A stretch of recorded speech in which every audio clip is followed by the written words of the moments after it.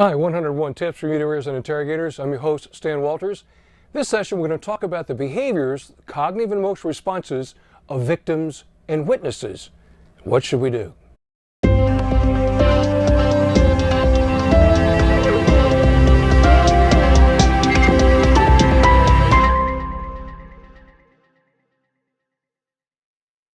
So we're up to tip 27 of 101 Tips for Interviewers and Interrogators.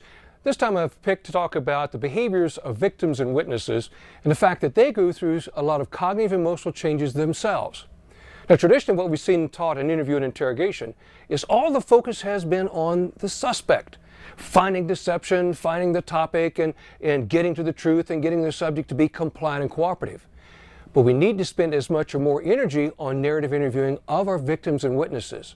And we also, in many cases, have to work to get them to be cooperative and compliant and assist them in recovering information that we need to progress the case forward.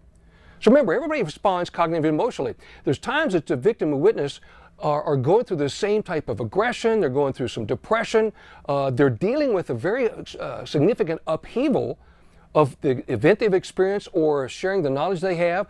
Think of what their concern is about the risk of exposing them to retribution from the suspect or some of the suspect's associates.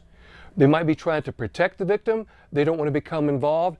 And those are the areas that we have to work to get compliance. So remember, they react cognitively. That there's the thinking process of how do I deal with this? What would be the best story? What's the best way to say just enough to protect myself? And you'll find those points that your victim and witness is having trouble with. Remember, strong emotional reaction, the stronger the emotional reaction the subject has, my victim or witness, is more difficult then for them to deal with the facts and information of the case. So use those same body language cues, same speech cues, in diagnosing the transitions that our victims and witnesses are going through. They're also going through reaction behaviors, and we're looking to get them into a response behavior. So apply the symptoms and see how those work, and work to bringing them on board with a narrative. It says, I hear you, I want to help you out with this, I'm on your side, and we create that bond where we get the subject to be compliant, and at the same time, narrative-based interview of victims and witnesses avoids contaminating their statements, as opposed to telling them, this is what you've seen. Now, before you get away, please be sure, really like if you would, please, it's a favor for me, subscribe here to the YouTube channel. Please pass this on to some other folks. I'm trying to expand this program, expand the learning to everyone else. Now, at my website, thelieguy.com, lots of resources you get a hold of there. Textbook. I'm working on a series of on-demand courses that you can take an exam, get CEU points for. Hey, be sure to catch your free ebook.